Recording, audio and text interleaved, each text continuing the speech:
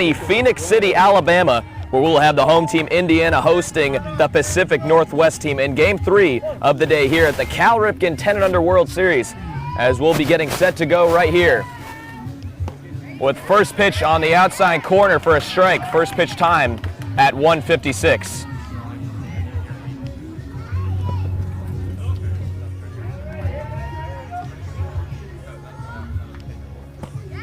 And it's quickly 0-2 to the leadoff man here.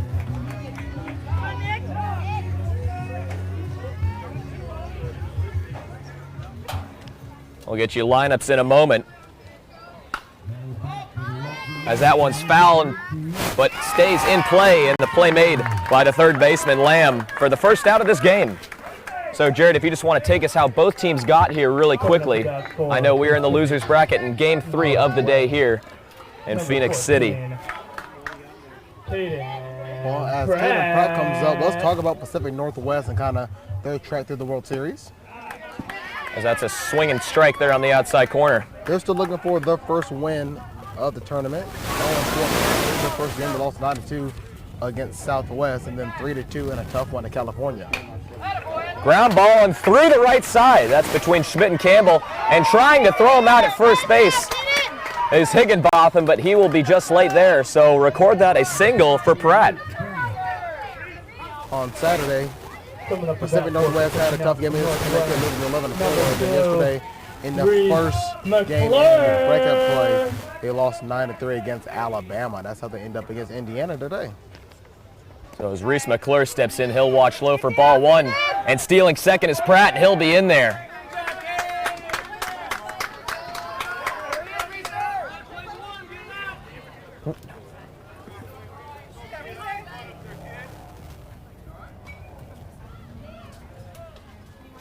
So Hall from the stretch, pitch on its way, ground ball to the left side. Hasenhauer bobbles it and is just going to have to eat it there. And that'll be the first error of the game, with runners now on first and second for this Pacific Northwest team. Tough play at shortstop. We've seen a lot of teams struggle with infield fielding so far. It's not going to be the rain today. It's going to be very nice today. The rain has moved out of the forecast, so let's just deal with the dirt and the dust popping up from those hits. So Sebastian Iniguez, ground ball to the left side. Hasenhauer had a glove on it, but bounces off, and rounding home is Pratt, and he'll be safe standing up. Moving to third is McClure, and Sean Iniguez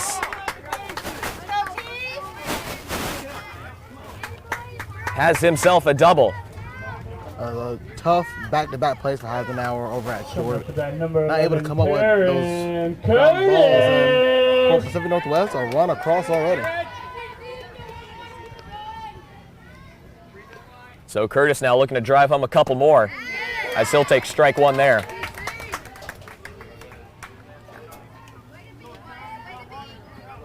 In the outfield from left to right is Grease, Curl, and Higginbotham.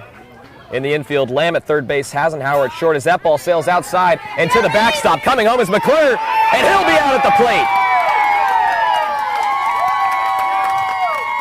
Great play by Hall, the pitcher. A great play by Wall, the catcher. You know, Hall slide and grab, getting it to Hall to cover home. And for Hall, just his short stature, he just kind of fell on the home plate and had the glove to block it. And rounding at the infield at second base is Schmidt, and then Campbell at first. With, of course, Wyatt Hall on the bump for Indiana. And Cooper Wall behind the dish. Off of a great play there. Pacific Northwest currently leading things 1-0 with a runner on third. So Curtis now running the count to 2-1 here with 2 outs. Base hit will score 1. The 2-1. Outside taken for ball 3.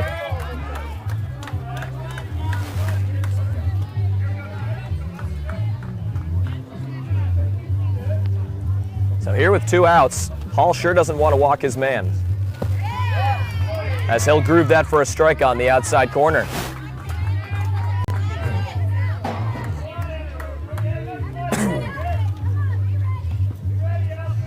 Curtis awaits the 3-2.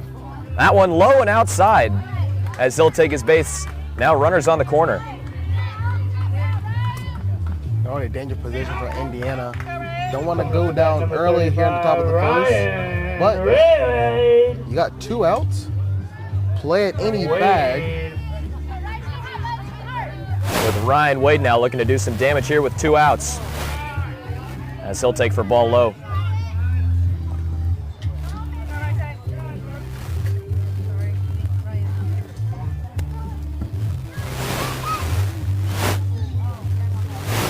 Hall now with the 1-0.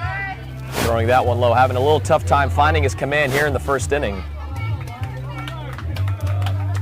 Curtis on first and Ninguez on third. Here with 2 outs in the top of this first inning, already 2 hits for the Pacific Northwest squad. A ball just inside there from Hall. Not sure whether that caught a corner or not there, but that was pretty close there. As Wade with the good eye to leave that one, as the count's now 3-0, and he'll take high for ball 4. So back-to-back walks will load the bases here for Pacific Northwest, and look who's coming to the plate.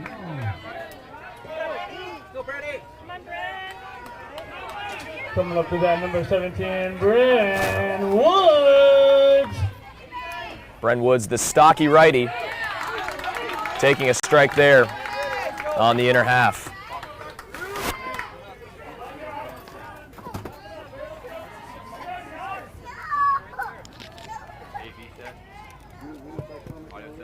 The 0-1 line down the right field line and foul. So now quickly down 0-2 is Woods. Yeah, this is a tough situation for Woods.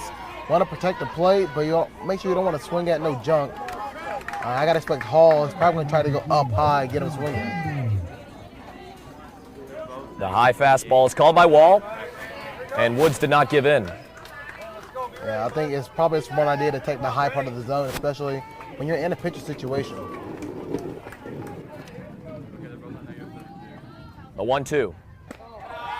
A bit high and outside there, as he'll run the count to 2-2. So back-to-back high balls. So now you want to attack probably more around the mid-waist line. See if you can probably throw a breaking ball right here to get in the chase. 2-2-2. And ball outside to run the count full. There's nowhere to put Woods. Hall is going to have to come with something here over the plate. Great job by Woods, battling back from 0-2. The 3-2. Down low in the dirt, and Hall will walk the bases loaded, scoring the second run for Pacific Northwest. It's just great patience. You get down 0-2, instead of just freaking out, swinging at anything, 4 straight balls. Make Hall work.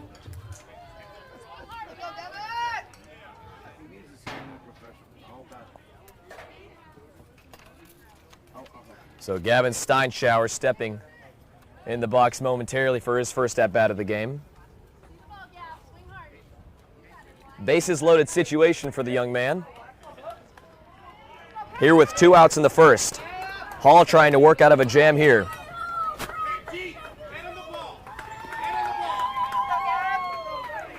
So Wyatt Hall already with 24 pitches, still looking for his 3rd out of this first. That one finds a corner there for strike 1.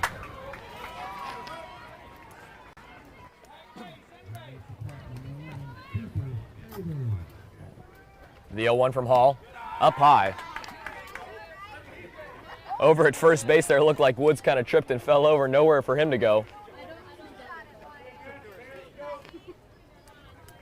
I guess I see a sniper out there in left field. The 1-1, big swing from Steinhauer. He wanted to leave the yard with that one.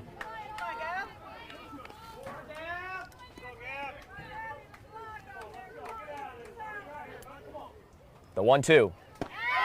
Swing and a miss to end the inning. And end Pacific Northwest's bases loaded threat.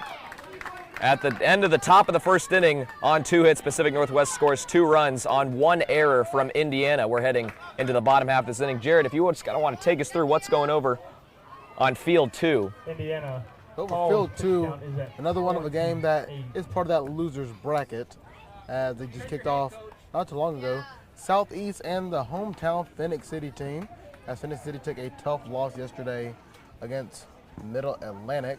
Phenix City now in the bottom of the first inning. with 1 out, runner on second. It's still tied 0-0. As those two teams just trying to advance in that consolation bracket.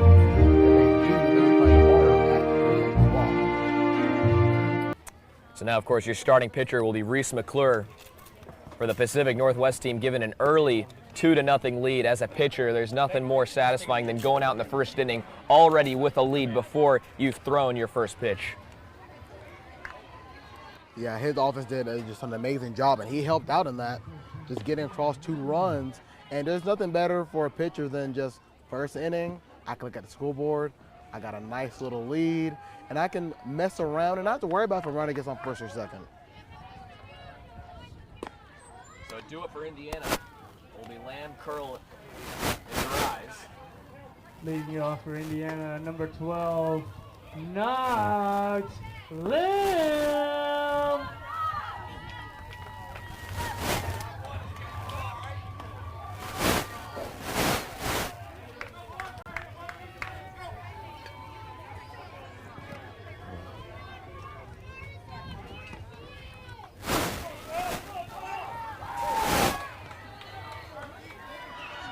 So McClure on the mound, a bunt attempt there, and that one just fouled right off home plate for a quick strike there to start the bottom half of this first inning for Indiana. It's so important for Indiana just to get that first runner on base and just kind of make a statement that, hey, I know we're down early, but we're not going to lay down. That one's lined up the middle as Wade will have to caress that one. A big turnaround first by Lamb, but he'll stay put there and settle for a single. And they really needed that out of Lamb, just coming through with a big lead-off single. And he's a threat to steal, so you want to make sure that pitch doesn't get behind your catcher. So Crew has an hour. Here with the runner on, bouncing ball to the left side. That should have been a double play ball, but goes under the legs of Curtis. And we'll have 2 runners on here with nobody out for Indiana. This is exactly how Indiana needed to respond if they wanted to kind of get through this little bit of a lull. Indiana coming in 1-3 here in Phenix City for the California World Series. So Campbell here with the runners on first and second will take ball 1 low.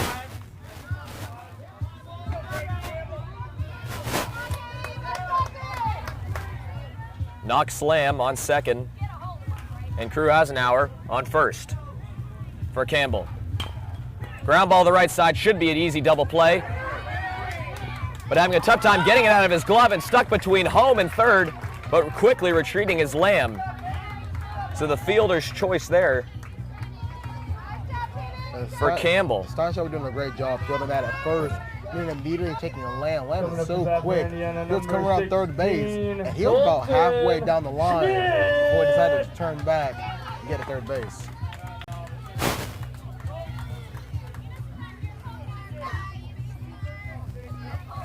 Colton Schmidt now here with 1 out, bases with base runners on the corner, showing bunt.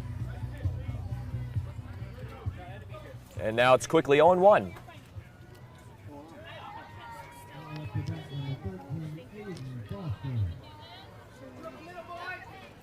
Corners in, middle back.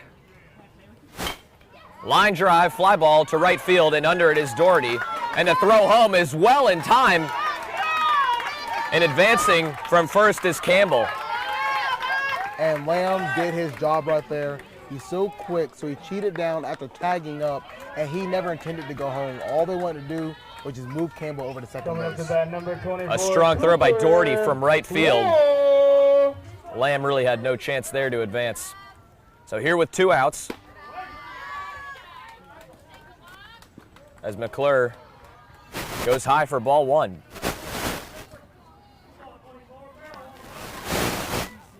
Campbell at second, Lamb on third, and at the plate is Wall. As he'll take that one high for ball 2. And Jared, let me tell you, I really liked what Campbell did there on that fly ball to right field. Tagged up from first, usually you don't see that too often, but the smart base running put him in scoring position. It was a smart team play as Lamb pretty much playing bait over at third.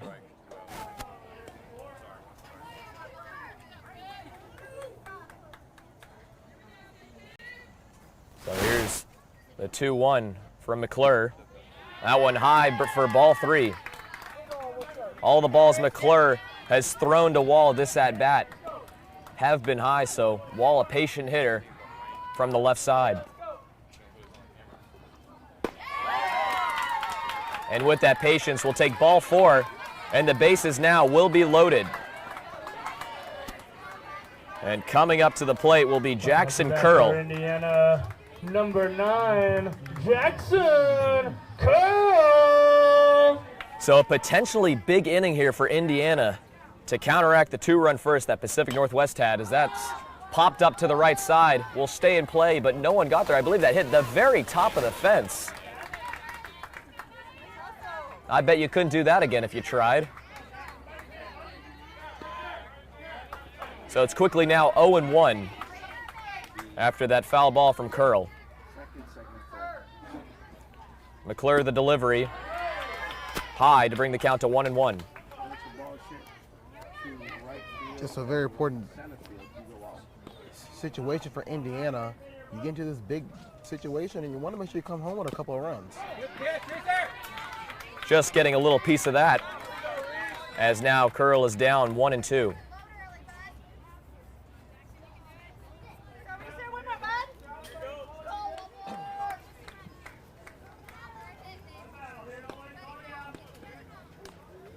So Jackson Curl down in the count to Reese McClure. The 1-2. And he got pinched there on that ball on the outside corner. 2 balls, 2 strikes, 2 outs. We're in the bottom of the first. Pacific Northwest currently up 2-0. A base hit will score 1 and possibly 2. Curveball tried and missing high. And the count runs full, nowhere to put them. We've had bases loaded in both the top half and bottom of this first inning so far for both teams.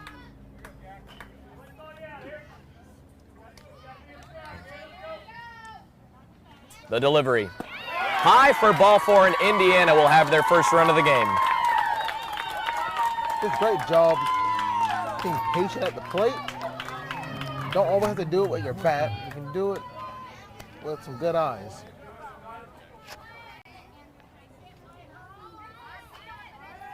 As head coach Wade for Pacific Northwest checking up on his pitcher. Jared probably just telling him, you know, throw it over the plate. If you throw strikes, you'll get these outs. They only need 1 more to get out of the first here. Number 30, Wyatt Hall.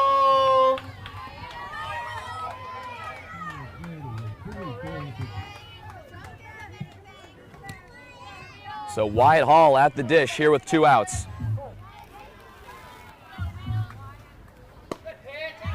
And a strike on the inside half. For a pitch strike, that usually always bodes well for the pitcher. Now see if he can go up high, get him to swing. He does just that, but Hall does not give in. A good pitch from McClure, tried the top half of the zone and could not get the call. So Hall to 1-1. Watch your toes there. Here with 2 outs in the bottom of the first inning, Pacific Northwest trying to get out of this bases loaded jam.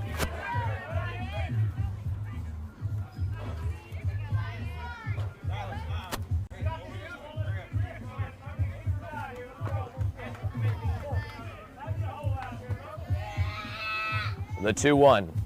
Bouncing ball to the left side. Bobbled by Curtis, but then picked up. And the pitch to second to Pratt is in time, as that will end the first inning as McClure pitches out of the bases loaded jam. Pacific Northwest at the end of 1 leading it 2-1 against Indiana off of 3 hits in this first inning and a total of 2 errors. You're listening to the Cal Ripken 10U World Series in Phenix City, Alabama here at the Edelauer Sports Complex. We'll be right back.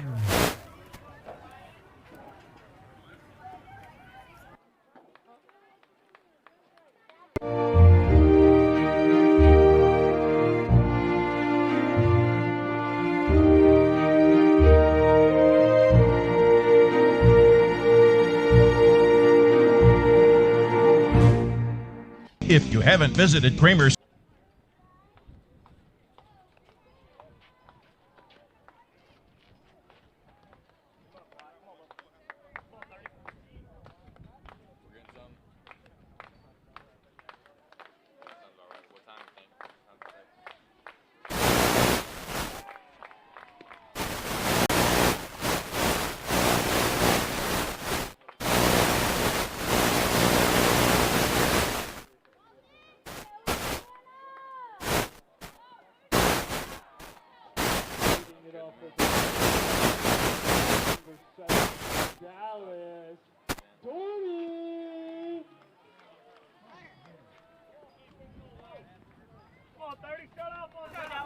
Welcome back to the Idle Hour Sports Complex here in the top of the second. Pacific Northwest currently leading Indiana by a score of 2-1.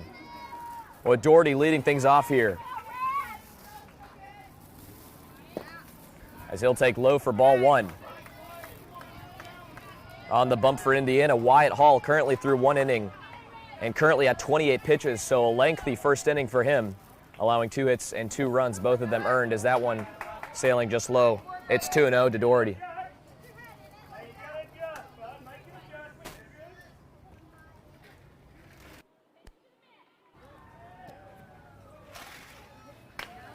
Line to center field and over the glove of Hasenauer, the shortstop, as Grios will pick it up, and that'll be a base hit single for Doherty. Another great way to start off an inning here for the Pacific Northwest team. Number 12, Nicholas Wade. He's done a good job of leading on both the first and the second inning. Nicholas Wade steps in. Nicholas Wade, who did a good job pitching yesterday, lays a bunt down the third base line. It's a beauty. Will he beat it out? No, off of a great play by Lamb at third. Lamb crashing in from the hot corner to get the speedy Wade out at first on that bunt attempt. He may be out, but the job is done. He moves his man over to second. And that's really what this is all about. Got a runner in scoring position for Caden Pratt. Caden Pratt 1 for 1 on the day after a base hit back in the first. Now on a fly ball to left field, drifting back is Grease, but he'll be under that one to make the play. A strong third to third and no advance from Doherty.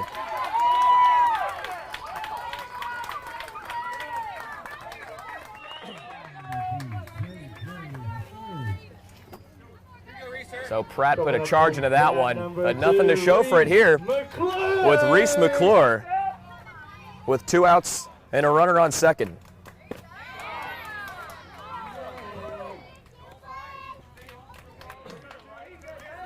So a relatively clean inning so far for Hall after a rocky first. McClure awaits the 1-0. That one lined to the right side, gloved by Schmidt. The throw to first, in time to get him. And that'll end the top half of the frame in the second here for Pacific Northwest Indiana on a web gem from Schmidt to end the threat. We're going to keep it right here. Jared, if you just want to take us over to field 2 and what's going on there. So Southeast taking on Phenix City. Phenix City, the host team, in the bottom of the second. They lead 1-0. Brown on first with Clarity the third at the dish. Southeast still looking for their first hit of the day. If Phenix City wins, they're moving on to the 3 o'clock game tomorrow in the consolation bracket, along with the team who wins here as well between Indiana and Pacific Northwest. This game here between Indiana and Pacific Northwest, they will get the loser of Pacific Southwest and Alabama. So now we're getting some cloud cover over the field. Kind of nice on this warm, sunny day here in Phenix City, Alabama, between Indiana and Pacific Northwest, with Reese McClure back out on the mound for his second inning of work, throwing 22 pitches in the first, allowing 1 hit and 1 run on 2 walks. Yes, and the crew on my headset told me to just be prepared for a little bit of showers that may or may not come through. It's a little bit iffy, it's just cloud coverage right now, but the bottom could fall out at any moment for whatever reason. And let's hope for the latter of those 2 scenarios with Grease now leading things off here in the second. Grease, the 7-hole hitter, will take ball 1 high.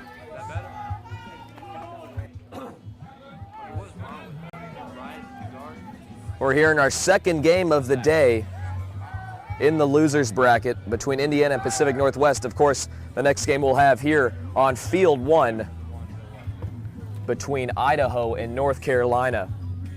The other game going on at that time will be New Jersey versus Connecticut. Of course, losers will head to the losers bracket currently to play the Midwest Plains and Ohio Valley, who won their games earlier today at 12:30 Eastern Time. With some light showers now starting to come down. And coaches calling in their players, so I didn't see lightning, but someone must have. As they're going to call everyone in, not sure if they'll tarp the field here, but we will have a bit of a weather delay. So currently here, or instead not a weather delay, yep, fixing the mound. So back on Field 2 yesterday, a little 10-minute delay will be pursuing here. So we're going to take a short break with them, as we'll be right back to call the remainder of this game currently in the second inning with a 1-0 count to Grease. And Pacific Northwest currently has a 2-1 lead over Indiana, as we'll be right back after this break.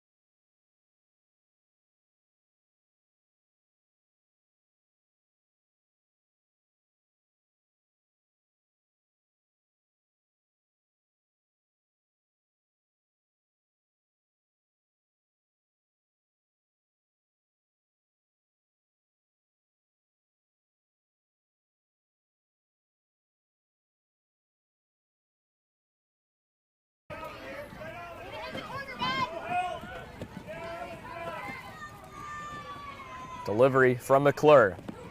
There you go. Big swing and a miss there from Grease. Count now running to 2-1. Grease, this is his first at-bat of the day, the 7-hole hitter here for Indiana. That one brushing him back and got a piece of his jersey, so that'll be a free pass there for Clayton Grease. And a good leadoff right there for Indiana. Coming up the bat for Indiana, number 10, Peyton Johnson. So Peyton Johnson here with McClure from the windup. Finds the outside corner there for strike one.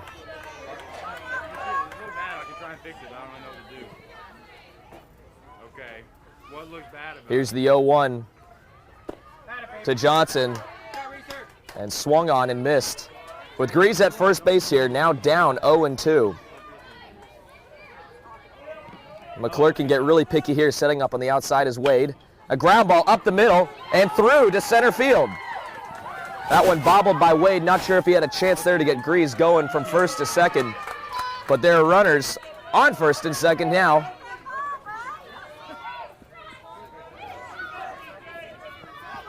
For Higginbotham.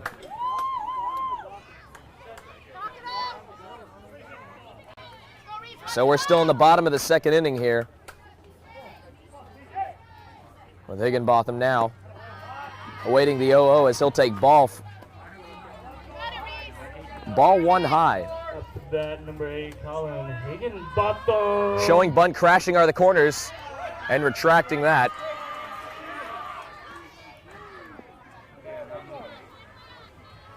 As it now runs to 2-0, excuse me.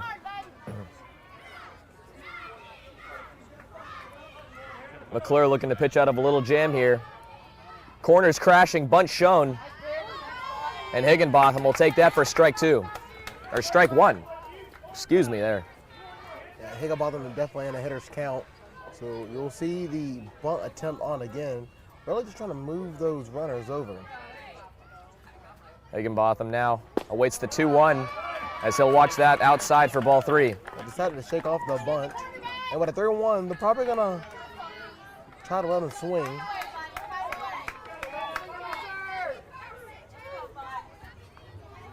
And we'll see here if Colin has the green light 3-1. He does not. He'll watch that strike go by on the inside corner from McClure. So now the count runs full to 3-2. You do have a base to put him, but McClure not with that in mind. Wanting to get Colin here.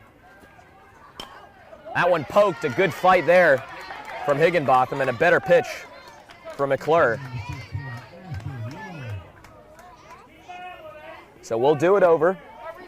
Johnson on first, Grease on second. Higginbotham at the dish. Knox Lamb awaiting on deck as he fouls that one off. Protecting the plate. Even if he does get out, the important thing is he's driving up that pitch count from McClure. McClure currently sitting at 30 pitches and not yet through the second. The 3-2. Buzzing the towers, McClure, and the bases will be loaded now. Back up to the top of the order for Indiana with Knox Lamb. And smart there from Nicholas Wade to go see his ringer. Talk things over just to kind of calm him down. Well, Lamb coming up to the dish, had a single his first time up. And not only that, Lamb is deceivingly quick. Doesn't have a lot of power in his bat. Number 12, But if he can just put it in a certain part of the infield, all runners could be safe. So the right man to have up here at the plate for Indiana. That's a fly ball to right field, and that will drop. Coming home is Grease, and stopping, instead rounding third, is Johnson scoring from second. So miscommunication in the outfield will lead to 2 more runs coming across the plate for Indiana as they now take the lead, 3-2. This little blooper into that shallow center field. At that by Knox Lamb. McClure still pitching with no outs here. That's a line drive to center. And Nicholas Wade will catch that one. Excuse me, I called Nicholas Wade behind the plate. He's actually in center field. It's his brother behind the plate. And Ryan Wade. So Braden Campbell now takes strike one on the outside half. Now there's such a big first out for Pacific Northwest. Double play is on. And that one, throwing it all the way to the backstop, was McClure, as the runners will advance to second and third. And just like that, the double play gets a little bit more tricky.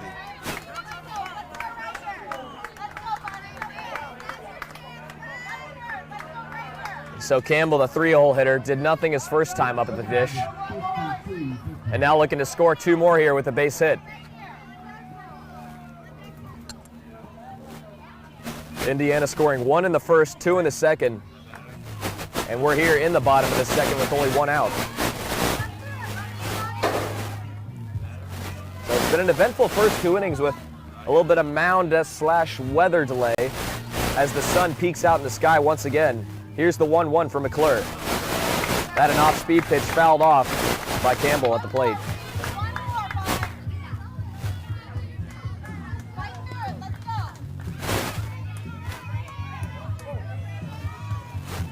Lamb on second, Higginbotham at third. And a perfect spot there from McClure as Campbell goes down looking for strike 3. And a big second out of this bottom half of the second. Up the bat for Indiana, number 16, Colton Schmidt. So Colton Schmidt now, ground ball up the middle, fielded by Curtis. The peg over to first in time as Indiana puts up 2 more runs and takes the lead by a score of 3-2. You're watching the Cal Ripken 10U World Series on CTV Beam 7. We'll be right back after the break. To Reese McClure is at 40.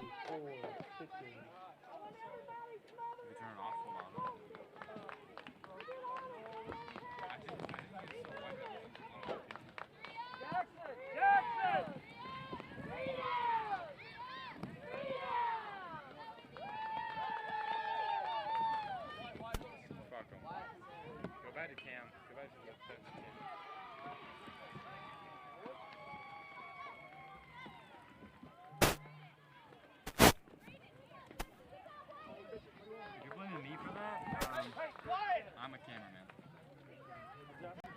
Okay, it looks really good on my screen, so I'm leaving it. Okay, you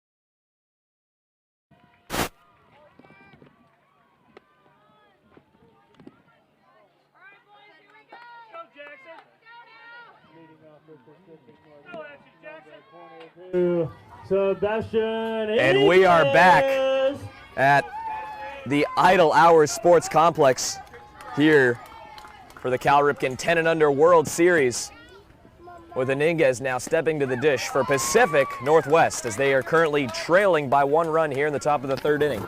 Yeah, had a tough bottom half of the 2nd inning, but they're looking to get their bats warmed up again. Fly ball to left field, and that will fall right in front of Grease as Iniguez will lead off with a single. And that's how you do it. That's how you get the bats warmed up, and he gets a great, just little blooper in the left. O'Neal, the bat boy, always doing a good job. Making sure no player has to reach down and pick up their bat after they get a single. Good for him. As Curtis now, with a runner on first, will take strike one on the corner.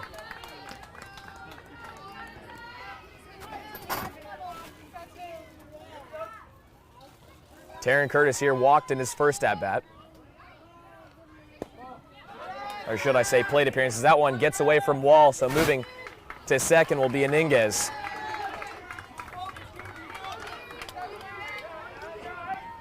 Sebastian Iniguez reaching on a leadoff single to left field. With the 1-1 here to Curtis. Called for strike two. So Curl doing a good job filling up the zone here in the third.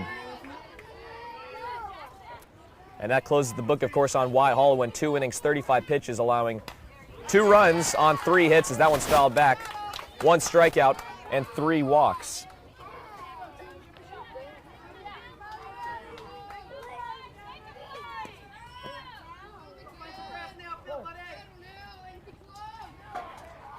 So the delivery from Curl. That one ball low and gets by Wall once again, still trying to find it. Iniguez rounding third, looking to go home, but he'll be stopped there. Yeah, Wall had a tough time locating that one, trying to find it around his feet. Didn't notice it rolled back to the fence. And Iniguez all the way over to third base. The 2-2. Ball 3, the count's now full. And just like that, Indiana had a 1-run lead, and with no outs, already threatening to give up another run. The 3-2 from Curl. Pop up in the infield. Who's going to have it? It's going to be Curl, the pitcher, to put it away for the first out of the inning. That's exactly what they needed. Get that first out, stay around at third. What they need, Ryan Wade coming up with a big strikeout. So Ryan Wade, the catcher, takes strike 1 high. So Curl quickly ahead now with a runner on third here with 1 out. Base hit will tie this thing up. And fouled back.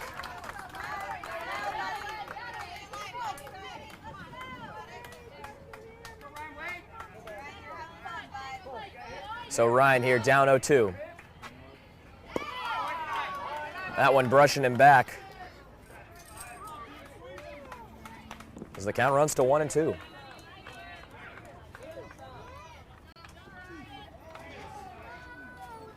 Sebastian Iniguez on third. That ball in the other batter's box. Good stop there from Wall to keep that one from rolling back to the backstop and potentially leading to a run scored. The 2-2. Fouled off to the right side and caught by Campbell. That's big. That's a big second out.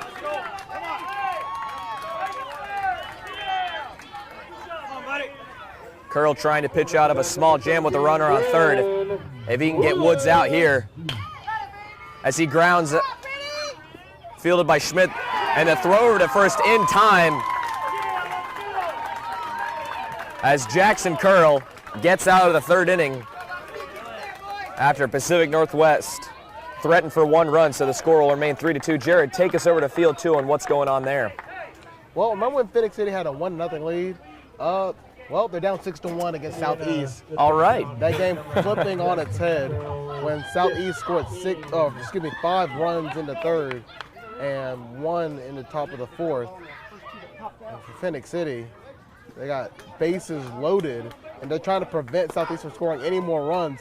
2 outs, and if Phenix City's not careful, they could be done in their own backyard on day 5 of the Cal Ripken 10U World Series. So the sun again peeking out here in Phenix City, Alabama at the Idle Hours Sports Complex. With Reese McClure back out for his 3rd inning of work. 2 innings, 44 pitches, allowing 2 earned runs on 3 hits. Striking out 1 and walking 3. So the big question with pitchers has been, can you keep the ball in the strike zone and limit your walks, limit your free passes? And usually it's those pitchers who prevail to be the game winners.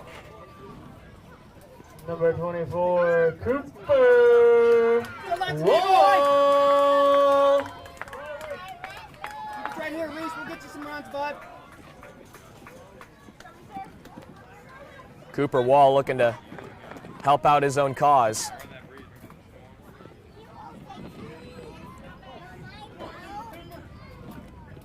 Good pitch, that boy. And he'll take strike one on the corner. Good spot, reset.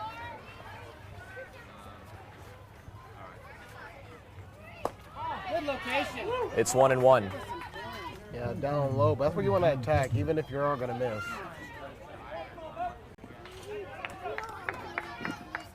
Doing good, Reese.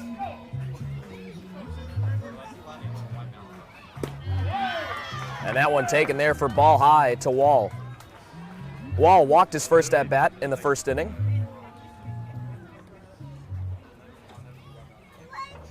Let's go, Deuce. Hi, babe.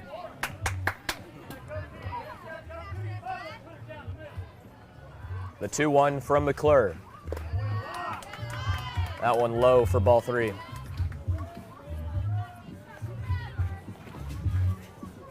For Indiana getting their leadoff batter here in the bottom of third on base. They've been doing it pretty well so far in the game. The delivery to Wall. Taken ball high, and he'll get another free pass here in the third. So 2 walks for Curl, with Wyatt Hall now coming to the dish. Or excuse me, Jackson Curl coming to the dish as Cooper Wall walked. And Jackson Curl.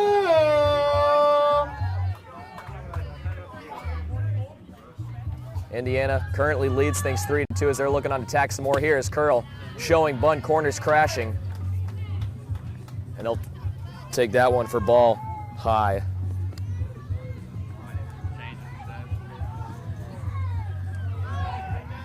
Curl showing bunt again. That one low, getting by Wade and Wall to second. One of those infield errors that Indiana can definitely capitalize on, as a manager for Pacific Northwest can come out and talk to his pitcher. It possibly could be just a meeting, but his pitch count is getting a little bit high, and if he continues to have some control issues, they may just switch him out. McClure currently at 48 pitches.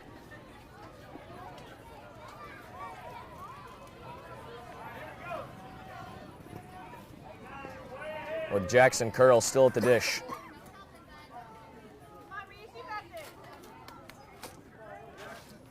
Here with the 2-0. Showing bunt again. And recalling that one for ball 3.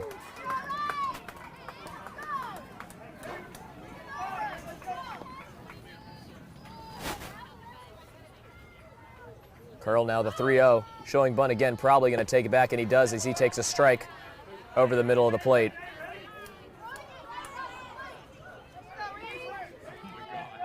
So Curl looking for a pitch to drive here, heading the count 3-1. Runner on second. And quickly it's strike 2. The count full here with no outs in the bottom of the third inning.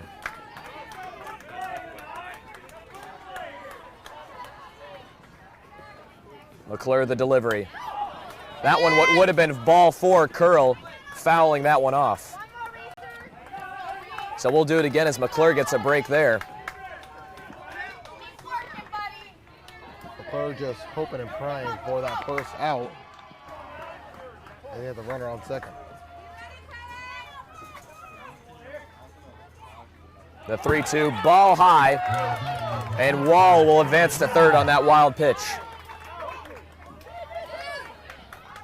And a little blunder there as Ryan Wade looked like was just holding the ball and looking around as Jackson Curl will advance to second after walking there. This all happened on the same play.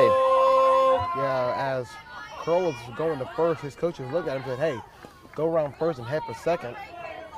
And he headed for second and was in there pretty safe. And that's example 1 on why you always hustle down the line after a walk, because those things can really actually turn into an extra base.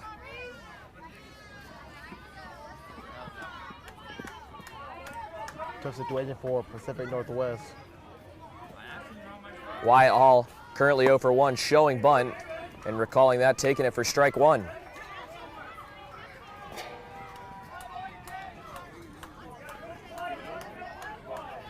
Here with no outs in the top of the, bottom of the third inning. That one fouled off and hitting the umpire's mask right there. That can't feel any good, so we're going to want to give him a minute. He's tough.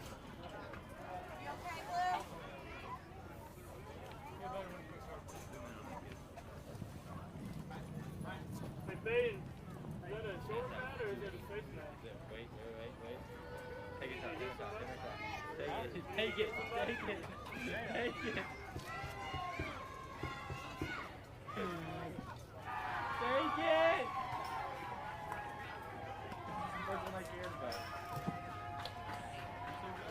Getting a little bit of water. Got him right in the shoulder. You know, I think a water break is good for everybody right now as the heat continues to rise, especially after a little bit of rain came down. It's starting to feel about 96, 97 degrees on the field.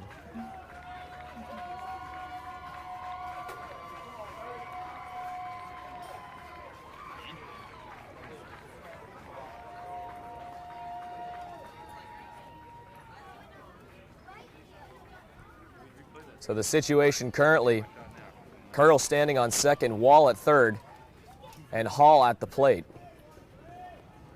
Wyatt Hall 0 for 1 on the day. As the home plate umpire really got it good, I believe, kind of in the collarbone area, so he's going to have to take another minute, respectively so. Wait, what'd you say? Say again? Say it again. No, seriously, what'd you say? Or instead behind the ear from what we're hearing.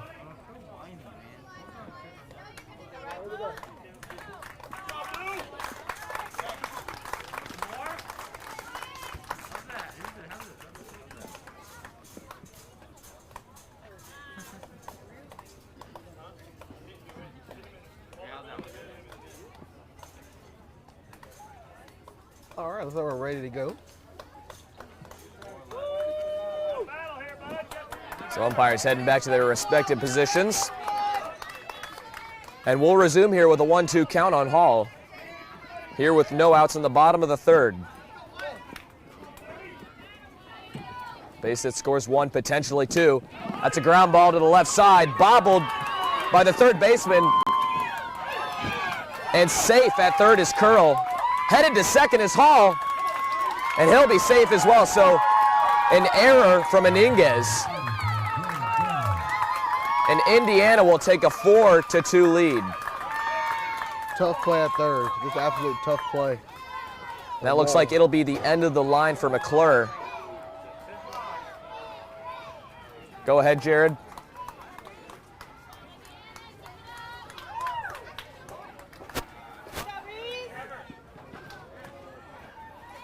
So Woods coming in from left field to come in and pitch and replace McClure.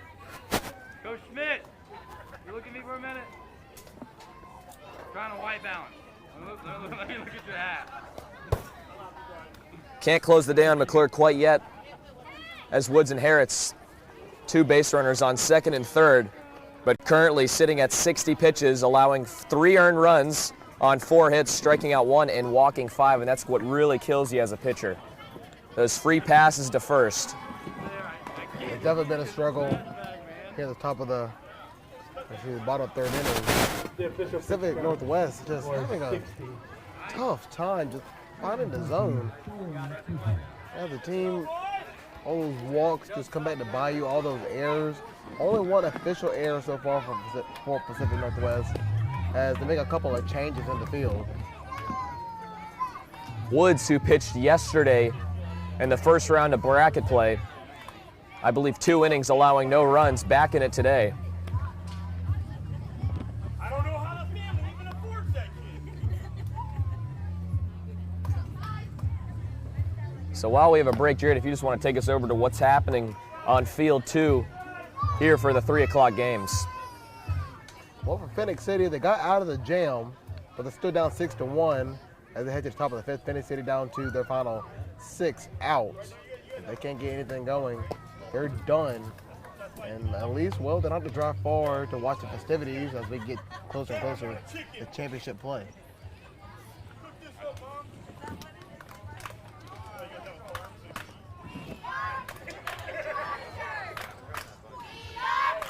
So when we resume after this pitching change, Wyatt Hall will be standing on second with Jackson Curl on third. At the plate now for Indiana will be Clayton Grise, scoring 1 run Coming up to bat, number 2. in the second inning. Grise.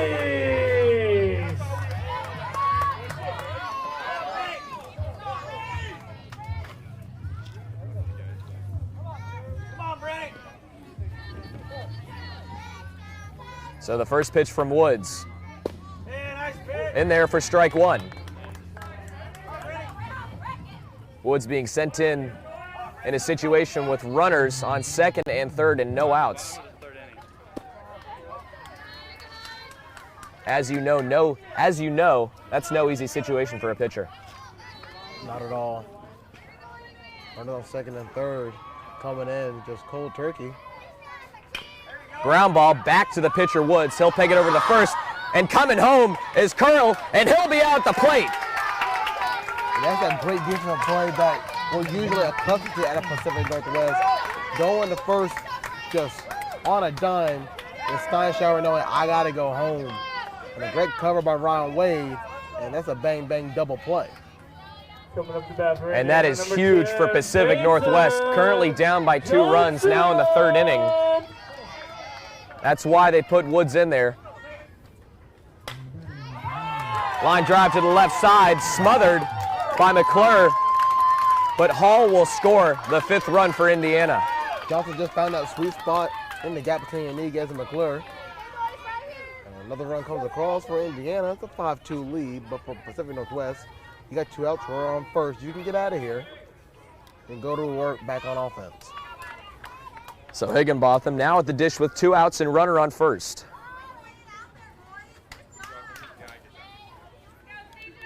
He'll see here if he can continue the rally for Indiana in this bottom of the third inning. Coming up to bat, number 8, Colin Higginbotham.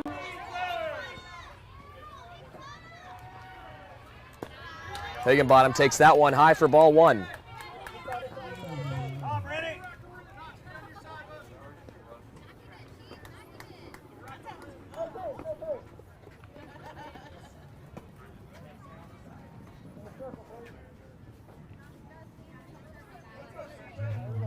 A little confusion at the on-deck circle there as Lamb awaits. Higginbotham will take strike 1 on the corner.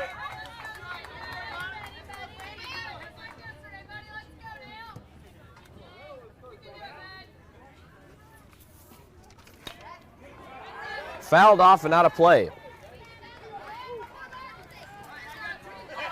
Higginbotham now down 1-2. Here with 2 outs in the top of the third, Woods is still looking to get out of this jam. Delivery. Fouled off out of the play in about the exact same spot.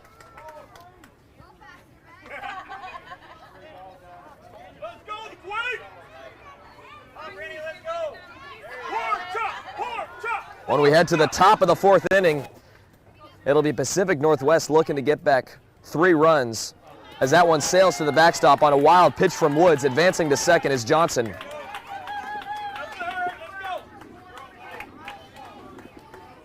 So now the force at second is gone, but 2-2. Still get the big strikeout, still can get the ground out. 5 hits for Indiana today as that one's poked out to shallow left center, and it'll be Pratt to make the play. And that will do it here in the bottom of the 3rd inning.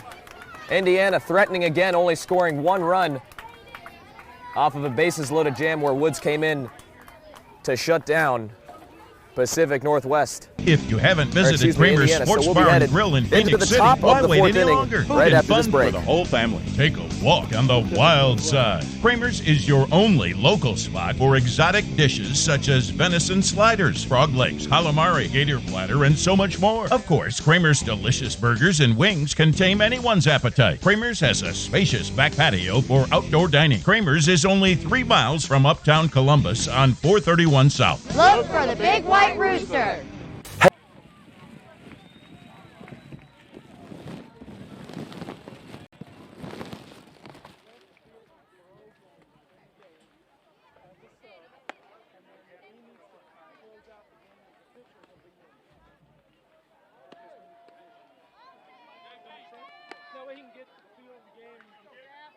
Umpires, do you guys need some water? Umpires.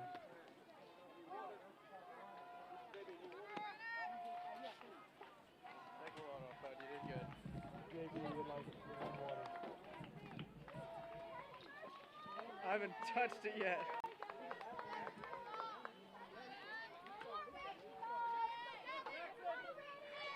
Look at that neon. Back here at Idle Hour Sports Complex Up and down. for the Cal Ripken 10 and Under World Series with Steinschauer, the big lefty, looking to get back this 3-run deficit Pacific Northwest is currently in. If you're Curl pitching against Steinschauer, don't want to go low toward him. Does a great job of going down low and driving the ball into the outfield. Jackson Curl, of course, in for Wyatt Hall, who started this game, and he'll be at currently 16 pitches, allowing only 1 hit so far today.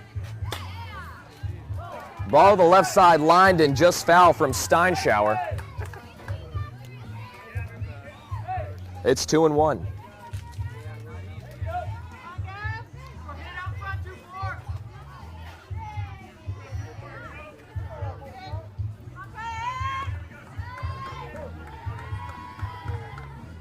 Curl again. Fly ball to shallow left field, and that will drop in front of Grease. So another leadoff man on here for Pacific Northwest. And the good thing for Pacific Northwest is that as they bring in a pinch runner, they're getting back to the top of the lineup. Doherty is up, he singled last time. If they give it to the top of the lineup, we'll get some more solid bats. Let's hope they'll have 2 runners on. So Taylor will be the pinch runner in for Steinschauer. Coming up to bat, number 7, Dallas, Doherty. Doherty now awaits the 0-0, fouling that one back.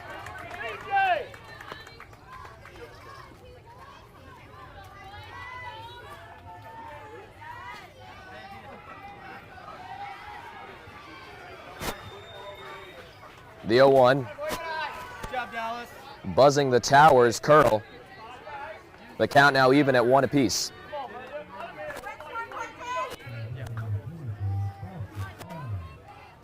Doherty, big swing and a miss on that curveball outside, and now down in a hole.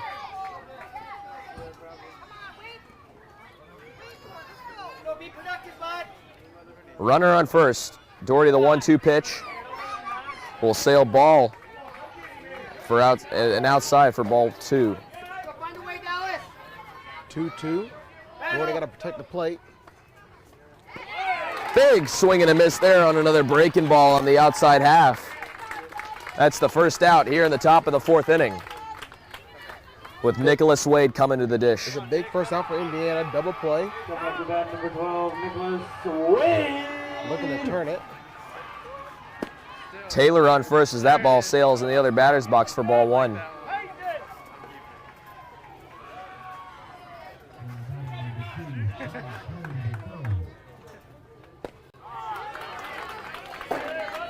Breaking ball taken for strike 1 there. It's 1-1 here with 1 out in the top of the 4th.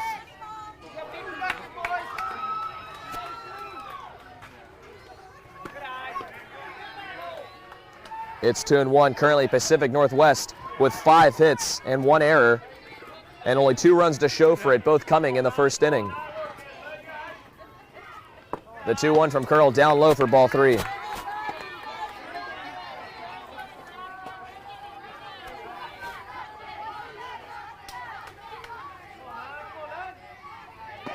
Pitch on its way, and that'll be ball 4 as Nicholas Wade takes his free pass. Coming up with that, number 14, Caden Sunshine Pratt.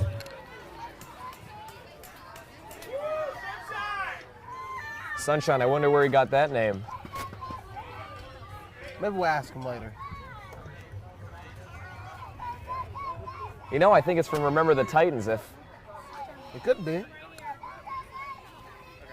Sunshine with the long hair there, that's the only thing I can think of. Right back, drive it. Let's go, 1-4. Comes inside, pull, turn on. Let's go. Otherwise, drive it to right field. He couldn't make a pitch in the movie, but he'll see if he can hit one here, as that one's fouled off and out of play.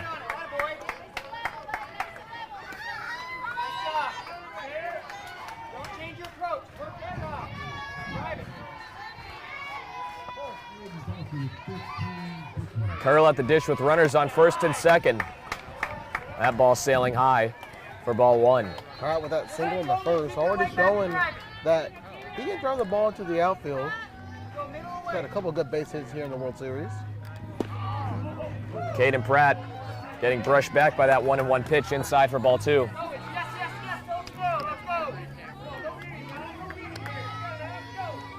Pratt awaits the 2-1, and we'll watch that one catch a corner.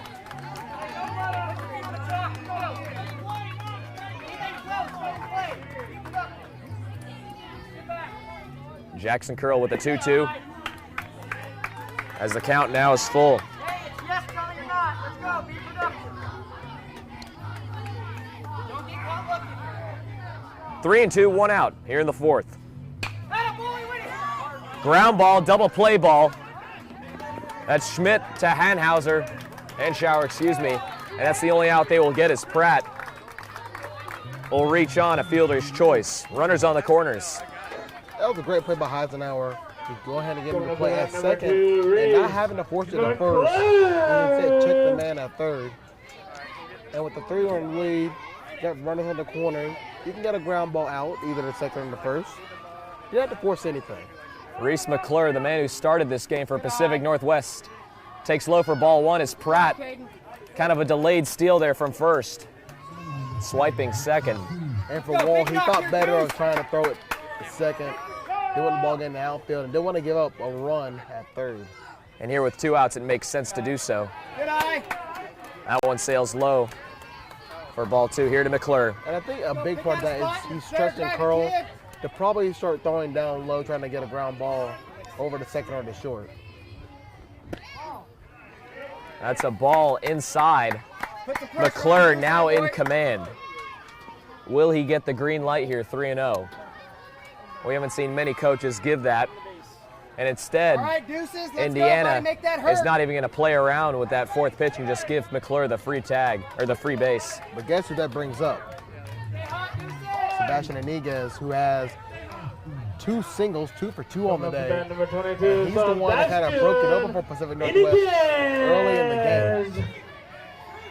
Currently with a run scored and an RBI with another opportunity to do so here. He's one of the better bats in the lineup. You don't want to pitch it down low to him. The waist to the knee region probably should be off limits. The 1-0, that in there for strike 1.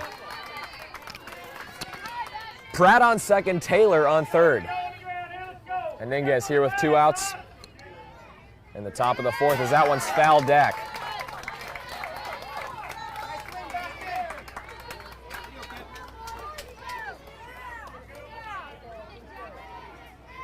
So Iniguez looking to battle here.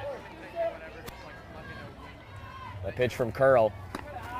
High for ball 2. And just this bases loaded situation. With 2 balls, 2 strikes. Got to get at least 1 run across. You want to bite to this lead. Swing on a low fastball, lining that one in the gap in left center. 2 runs are going to score, possibly 3. Around third is McClure. The throw home not in time.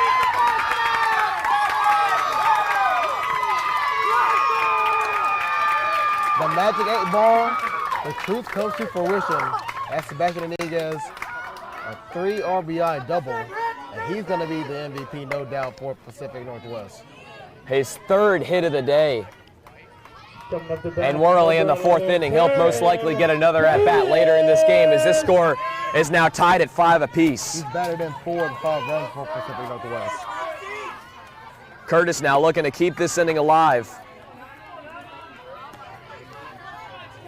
After that bases clearing double from Sebastian Iniguez. Jackson Curl here. Strike on the inside corner.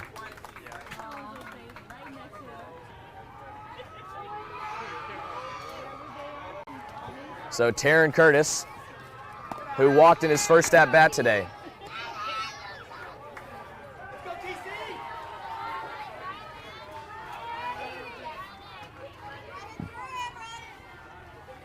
Curl, as that ball's dribbled to the right side, Schmidt picks it up and fires it over to first. And that'll conclude the top half of this 4th inning, but not before Sebastian Iniguez with that huge 3 RBI double to tie the game up. Indiana 5, Pacific Northwest 5 here with 11 hits combined between both teams. Jared, let's take it over to field 2 to see what's going on over there. Well, it hasn't gotten any better for Phenix City as the 8th run comes across by Southeast, and they lead 8-1 in the top of the 6th inning.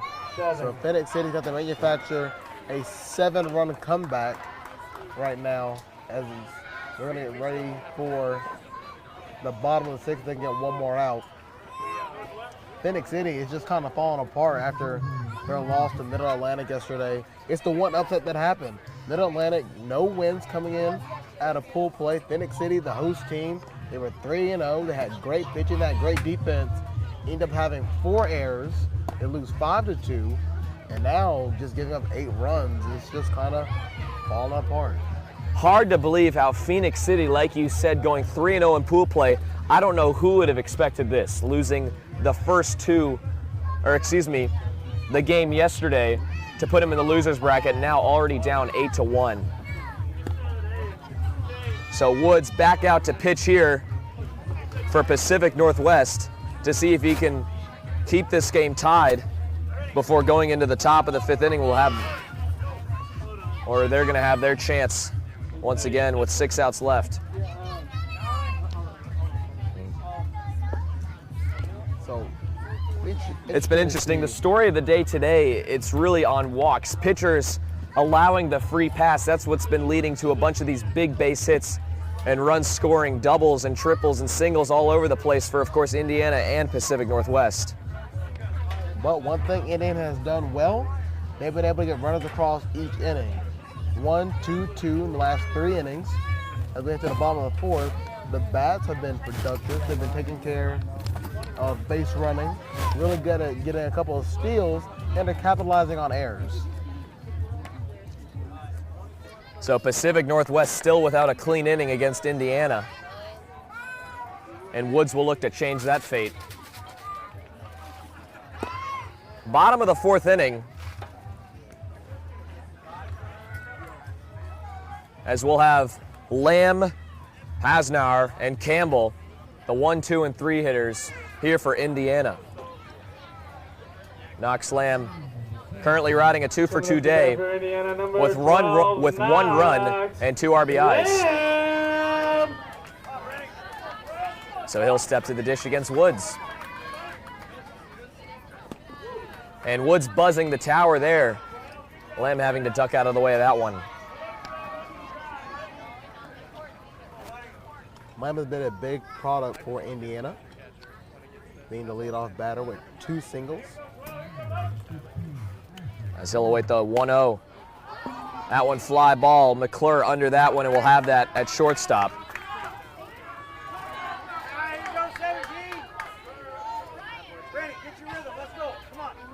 Coming out to bat for Indiana, number 22, Crew Hasnauer.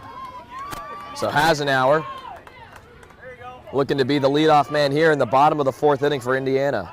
And this is a tough part for Indiana because the 2, 3, and 4 hitters, a combined 0 for 4. That's a fly ball to deep center field, one hopping the wall. As Wade's going to throw that one into play at second, Lamb will have a stand-up double. Well, proved me wrong.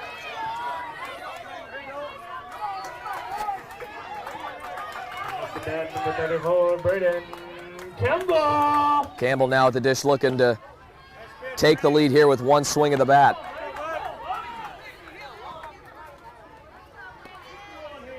Hasnauer on second after that double. That one gets away from Ryan Wade, the catcher. As Crew will move to third.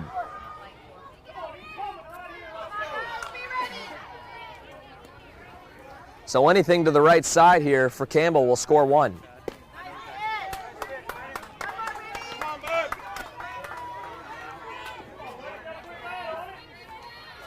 Eisenhower at third. Anything to bring him in. A 1-2 from Woods. Sails a bit high. Count even at 2 apiece.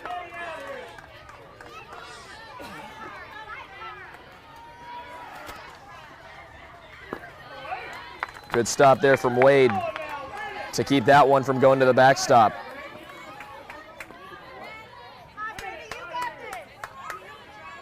Three and two, one out. Runner on third. And that's ball four for Campbell. Runners will be on the corner. Here with Colton Schmidt now, the cleanup hitter for this Indiana team. As Ryan Wade's going to call time and visit Brent Woods. Instead, just to put on a first and third sign. As a little bit of rain starting to come down again here in Phenix City. Just a little bit, nothing too bad. Wind blowing in from right field. As Schmidt takes for ball one. That one down to second and almost getting by McClure there. No advancement from Hassenauer to home. Coming up to bat number 16, Colton Schmidt. So Schmidt now with the 0-2. That one popped up in the infield. Steinschauer's calling for it. And he'll record the second out.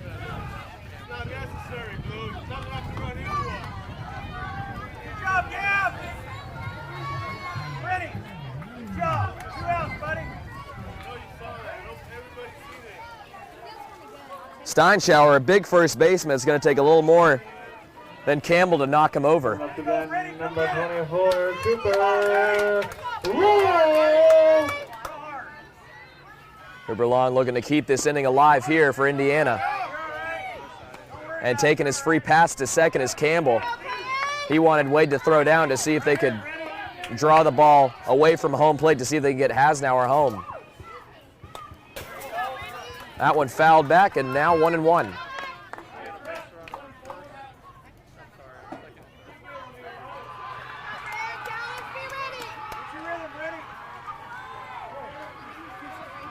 Cooper Wall scored a run in the second and has walked twice. Wall, very patient hitter at the plate. Currently sitting on the left side with a 2-1 count here with 2 outs in the fourth. That one brushing him back. And Woods now will walk yet again. Another hitter if he can't throw a strike here. That one catching in the inside corner. Wall can't believe it. As raindrops. But that deserves an Oscar nomination of thinking it was a ball. As raindrops start to fall here in Phenix City. As Wall will foul that one back. The count now 3-2 here with 2 outs. Not enough rain here to cause a delay, but enough to have people move under cover. The count full. That one down low, and Wall will walk for a third time this game.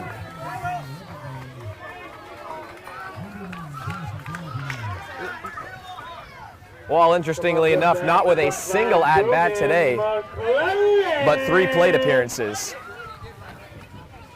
as the rain starts to fall a little bit harder. As that ball lined down the third base line. And the throw into home as one run will score, but gets away from Wade. And pitch of the wood covering as Hasnauer just trots into home there.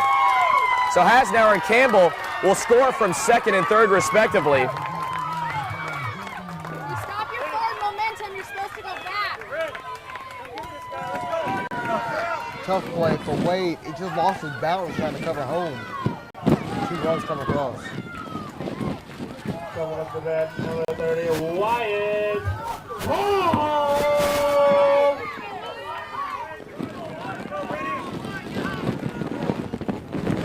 So Wyatt Hall now looking to continue this inning with 2 outs.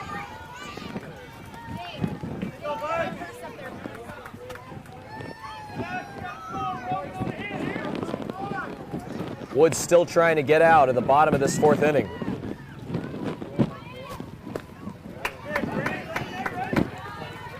So Indiana currently leading it 7-5. They've scored every inning of this game. That ball well outside as Wade just snares that one. We've had rain here every day in Phenix City. So all types of weather the players are having to deal with. The 2-1. Catch in the corner.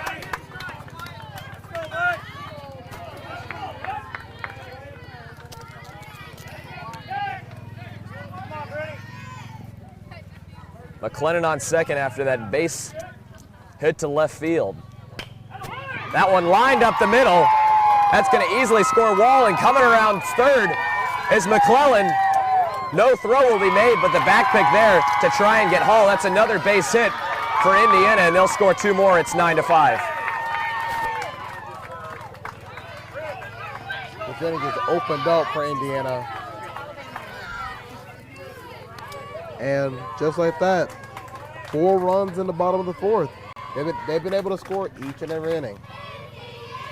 The rain's starting to let up here at the 10U World Series. But not before Indiana scoring 4 more runs in the 4th inning. It's 9-5. Coming up to bat for Indiana, number 2, Clayton Grease.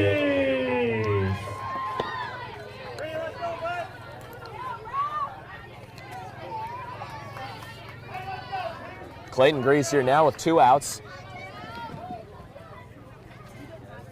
And runner on first, ground ball, trying to go up the middle and past McClure. Standing on second is Hall, and Grease will have another single up the middle.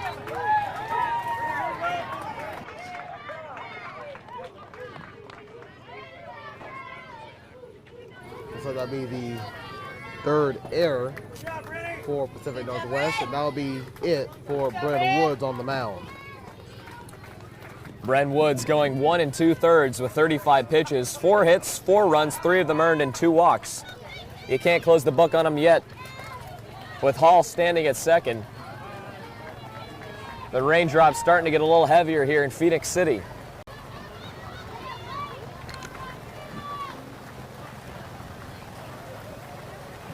So the umpire's looking around, wondering what they're going to do now.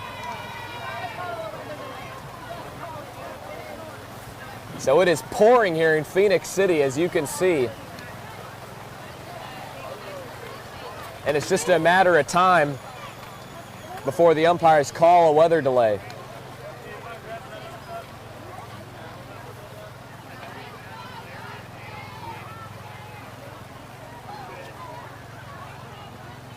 So Taryn Curtis now in the game to pitch for Pacific Northwest.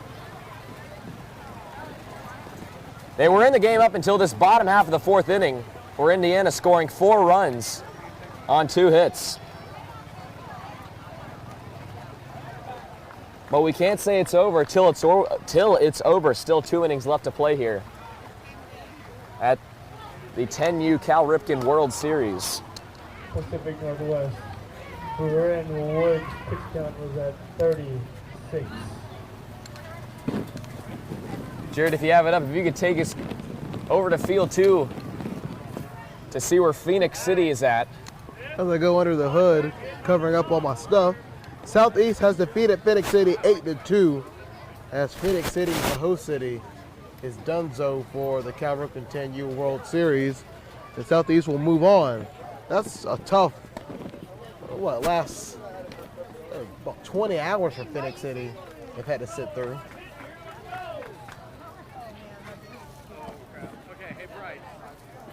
And interestingly, this is the first game that Phenix City has played where they've allowed more than 4 runs, I believe, or 5 runs, I guess, outside of last night. Their pitchers having to work extra hard, throwing over 20 innings in the first 2 days of pool play. So you always have to wonder whether that played a big effect here and maybe just ran out of arms to continue in the tournament. So for Southeast, they advance, and they will take on the loser of California and Mid-Atlantic. That game will be at 8 o'clock tonight. Jared, what's going on the rest of the day here at the park? For the rest of the day, we've got to finish up this game between Indiana and Pacific Northwest. But after that, that's when the winners bracket teams come out to play. As Idaho and North Carolina will be squaring off on field 1. We'll have that broadcast, as New Jersey and Connecticut also are playing. And then later at 8 o'clock, Pacific Southwest and Alabama, also with California and Middle Atlantic. As Hall trying to steal, and it'll be safe at third on the quick snap throw from Wade. Just barely getting under that tag. The throw beat him, but the athleticism from Hall avoiding the tag.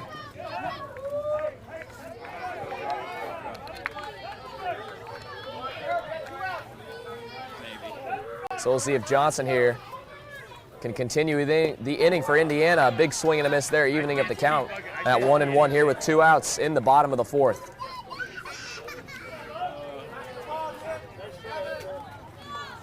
Taryn Curtis, the 3rd pitcher in the game for Pacific Northwest. The rain, it's been interesting in the past 5 minutes. It's gone from light to heavy and now back to light, and now the raindrops are falling once again here. It's just a little patch right above Phenix City out of Park. It's sunny and raining here at the 10U World Series. Everyone just to try and keep everything dry on their limbs. Curtis with the 3-1. That one, ball 4 low.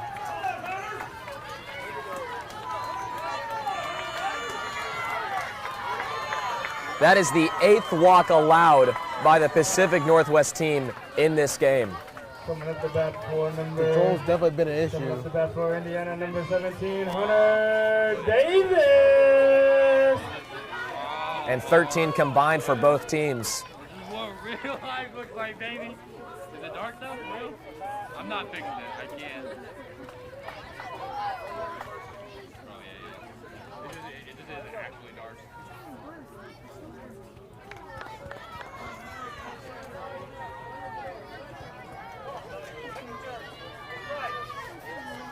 So Davis now at the dish. Still 2 outs here in the bottom of the 4th inning. Pacific Northwest can't get out of it. Off the glove of Curtis. Picked up by Wade, and his only play is at first, and it'll be in time to end this long bottom half of the 4th inning. 4 runs coming across the plate for Indiana as they currently lead at 9-5. You're watching the Cal Ripken 10 and Under World Series here on CTVBeam 7 and YouTube Live here in Phenix City, Alabama. We'll be right back after this commercial break.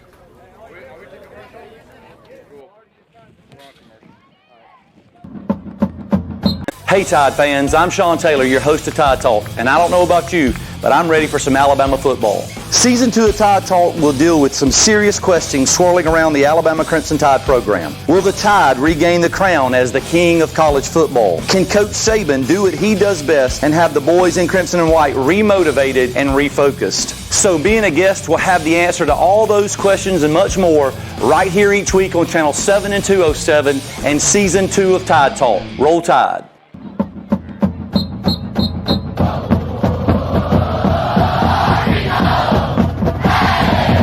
Hello everybody, I'm Jay Coulter and I'll be your host for Track 'em Tigers, a weekly look at your defending SEC Western Division champions. This season I'll be joined by guests from around the community that love Auburn football as much as you do. As usual, there are high expectations on the Plains. We'll look ahead to Saturday.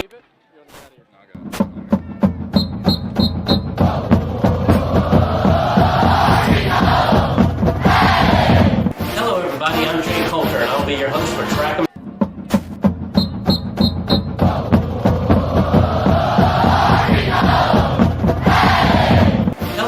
I'm Jay Coulter and I'll be your host for Track 'em Tigers, a weekly look at your defending SEC Western Division champions. This season I'll be joined by guests from around the community that love.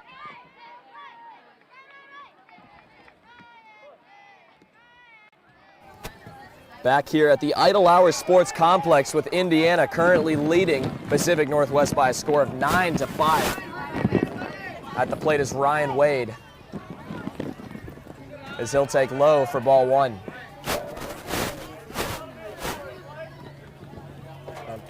Final 6 outs for Pacific Northwest. So McLennan now out on the bump for Indiana.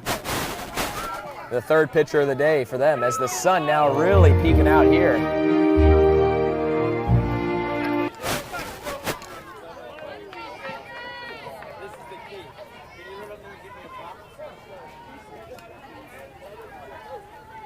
The 1-2 from McLennan. It's 4:38. The rain really slowing down now and the sun is beaming. The 2-2. That one fouled off and staying alive is Ryan.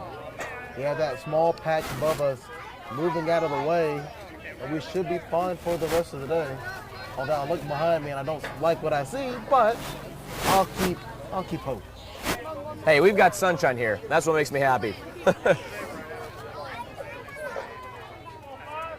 So Wade now awaits the 2-2 for McLennan.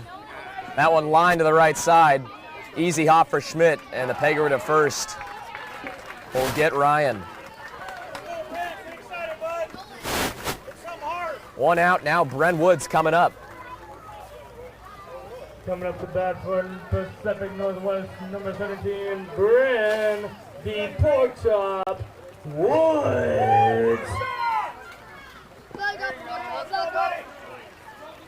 So here with one out in the top of the fifth. Pacific Northwest running out of opportunities to score here as the rain again picks back up. This is the weirdest weather I've seen in this tournament. The sun is out, 100% humidity.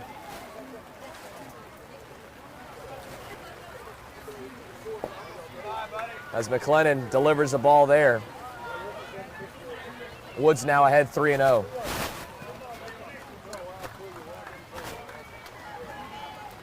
Is a couple of times. Sun's out, rain coming down. It's kind of the worst thing that could actually happen as an athlete. That one bouncing on home plate, so Woods will have his free pass in the game's 14th walk. Bat for Pacific Northwest, number 24, Gavin Steinschauer. So before Gavin Steinschauer will have an at bat as he's getting showered on by the heavy rain from above. That's a good one, Aiden. Hey, I'll take anything I can get. As the head coach for Indiana saying, hey, we've got a 4-run lead here. Let's just get the outs. I don't mind trading base runners for outs at this point. With this 4-run cushion for McLennan. The big lefty, and Steinschauer grounds the ball and over the first baseman's head as he'll leg out a single here in the fifth. So 2 runners on with 1 out. Pacific Northwest threatening. Yeah, the first baseman just cheating up a little bit, and the ball just bounced over Campbell's head. Nice hop off of Steinschauer's bat. Coming up to bat, number 3, Sam Crowther. Go drink some water. So you go from big lefty to big righty here. 2 major threats in this 5th inning. Especially runners on first and second.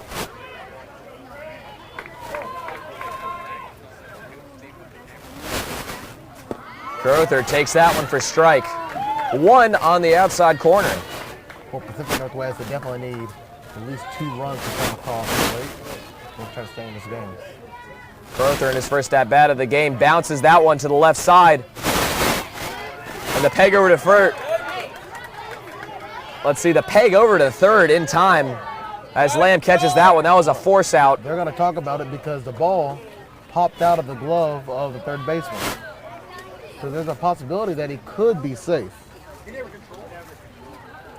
So the big question is whether Lamb had control of that baseball before Woods got to the bag. They're going to say he's out. Gotta control the ball, Blue.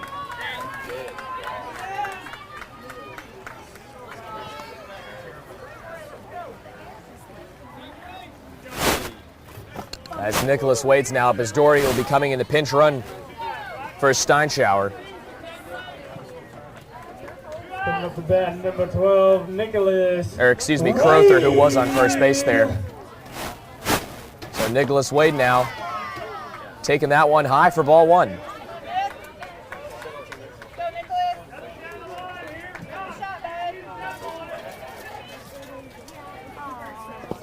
The 1-0, that one down low.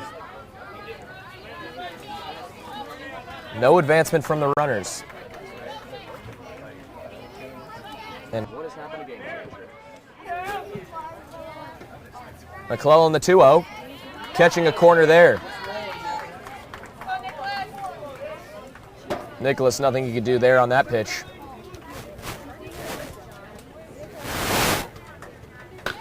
That one lined into center field and off the glove of Schmidt, the second baseman, and rolling back behind Johnson. So 1 run's going to score, sliding into third. And overthrown. Lamb could not get that one, but staying at third is Doherty. So Steinschauer trucking all the way from second to home on a couple there. Couple errors made in the field for Indiana. The score is now 9-6. Caden Sunshine Pratt. So Caden Pratt now representing the game-tying run. A big swing and a miss from him. It's quickly 0-1. Runners on second and third. 1. Curveball, bouncing ball to the left side. The peg over to first from Lamb in time to end the inning. So that'll be the top of the 5th inning. Pacific Northwest only scoring 1 run, as Indiana still has command of the scoreboard by a score of 9-6. Jared, we're going to keep it here if you want to take us over to what's going on in the other game and throughout the bracket today. Just a few moments ago, Southeast defeated Phenix City 8-2 to send the host team home. So for Southeast, they'll be moving on to tomorrow's game. They'll be playing at 3 o'clock local time, Eastern time. As later today, we'll be getting into the winners bracket as 8 teams remain to vie for the World Series Championship. Coming up, the game will be broadcasted and commentated by myself and my broadcast partner, Aiden Kowalski. It'll be Idaho and North Carolina. That game will be approximately 30 minutes after the end of this one. After that, New Jersey will be playing Connecticut, also at 5:30. That'll be on Field 2. Both those games will be broadcasted on CTVBeam and YouTube Live. And then at 8 o'clock, the game that will be broadcasted and commentated will be Pacific Southwest hailing all the way from Hawaii, taking on the home state team in Alabama, while California takes on the underdogs in Middle Atlantic, who got their first win yesterday against the host team, Phenix City.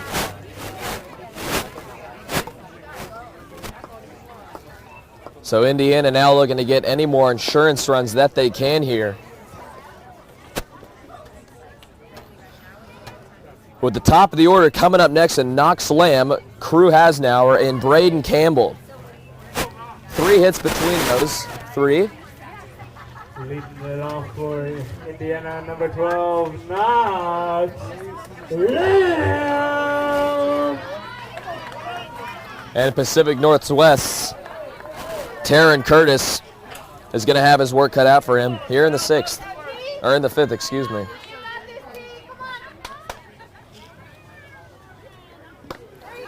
Swing and a miss there from Lamb. It's 0-1.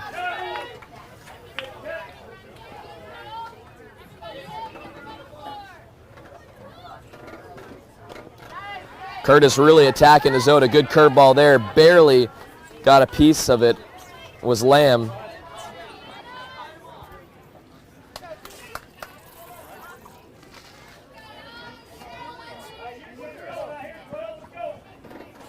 So Lamb now down in a hole 0-2. He'll see if he can fight back here. A ball on the chalk line.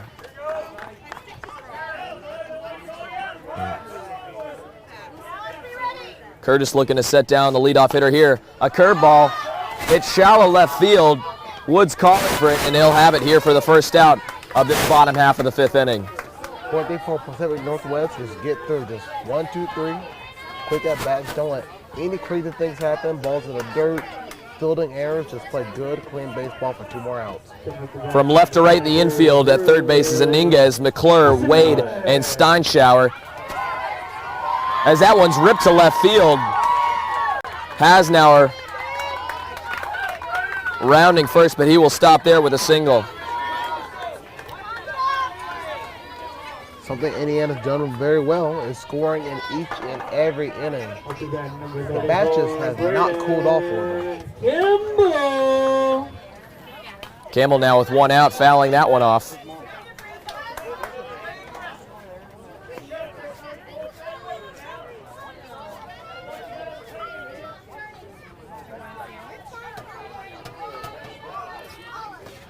Three-run lead here for Indiana, looking on to tack some more runs here.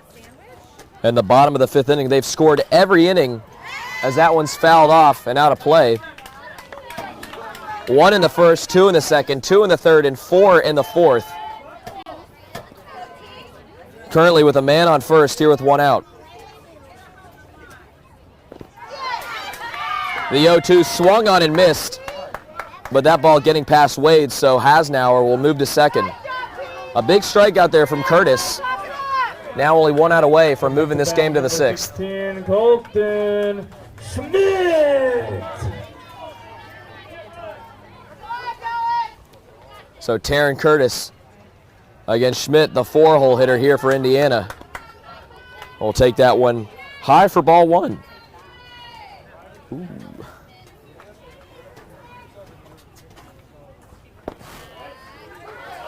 And a low strike call there from the home plate umpire. It's quickly evened up.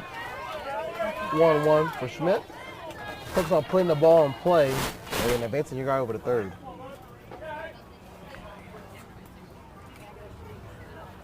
Schmidt looking to do some damage. Curveball, big swing and a miss there. A great pitch from Curtis. As Schmidt's going to have to battle back. It's 1-2.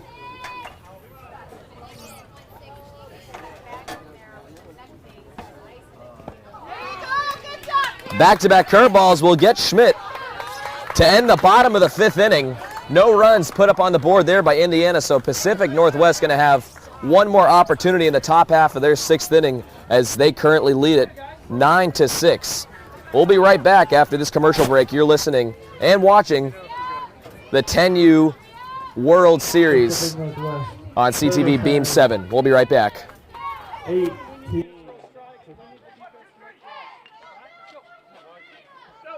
If you haven't visited Kramer's Sports Bar and Grill in Phenix City, why wait any longer? Food and fun for the whole family. Take a walk on the wild side. Kramer's is your only local spot for exotic dishes such as venison sliders, frog legs, calamari, gator platter, and so much more. Of course, Kramer's delicious burgers and wings can tame anyone's appetite. Kramer's has a spacious back patio for outdoor dining. Kramer's is only 3 miles from uptown Columbus on 431 South. Look for the big white rooster. Hey Tide fans, I'm Sean Taylor, your host of Tide Talk, and I don't know about you, but I'm ready for some Alabama football. Season 2 of Tide Talk will deal with some serious questions swirling around the Alabama Crimson Tide program. Will the Tide regain the crown as the king of college football? Can Coach Saban do what he does best and have the boys in crimson and white remotivated and refocused? So being a guest will have the answer to all those questions and much more right here each week on Channel 7 and 207 and Season 2 of Tide Talk. Roll Tide. Pacific Northwest, number 2, Reese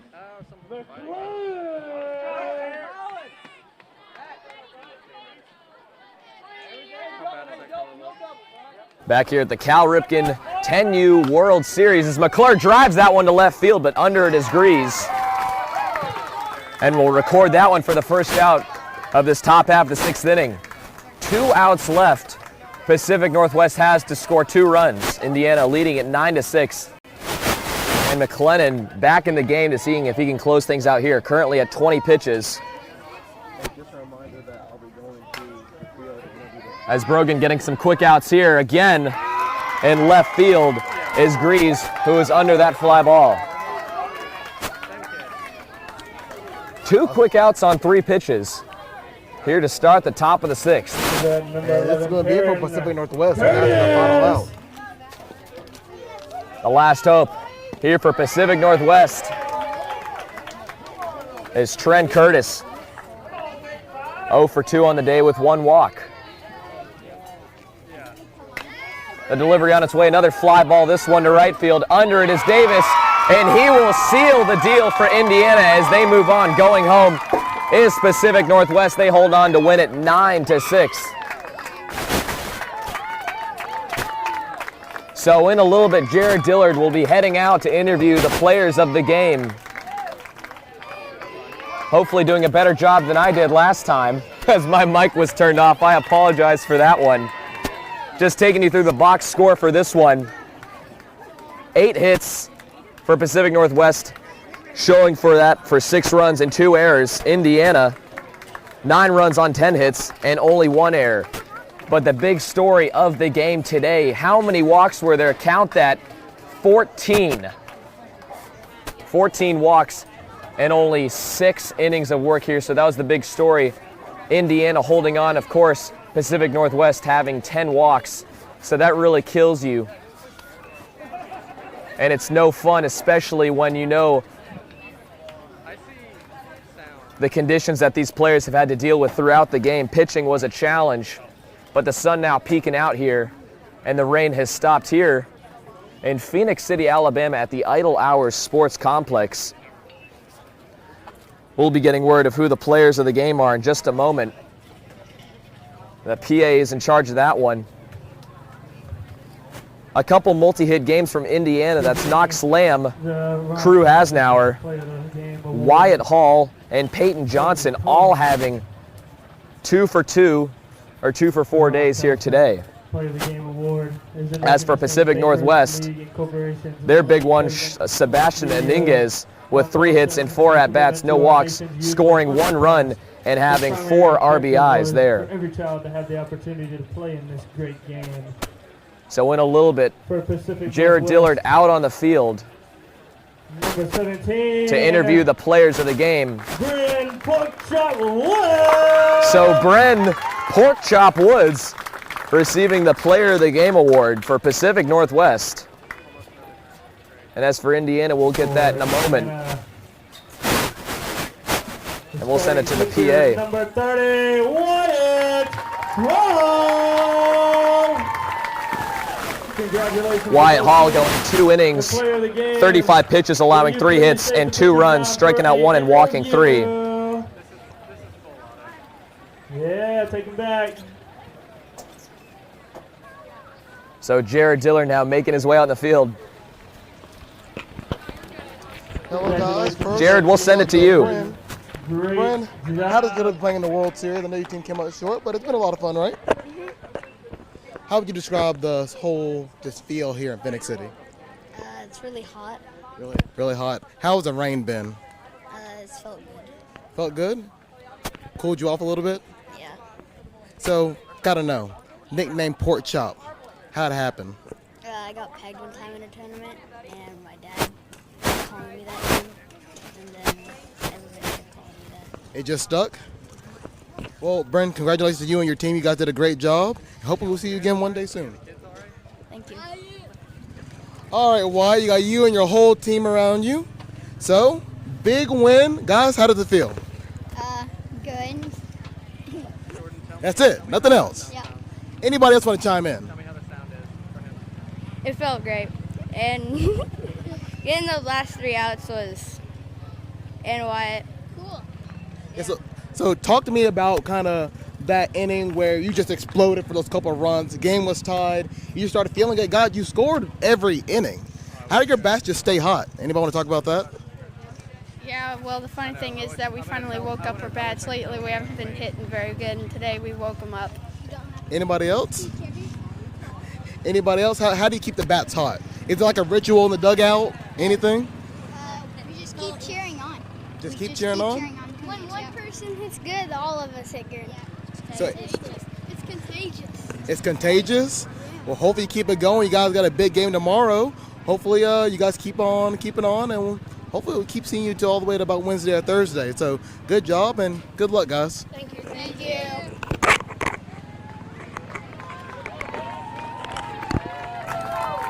So that will do it here in the second game of the day, the last game in the losers bracket. Indiana holding on to win it 9-6. The next game happening in about 20 minutes from now between Idaho and North Carolina on Field 1, and of course at Field 2 for the other 5:30 game between New Jersey and Connecticut. For everyone in production, I appreciate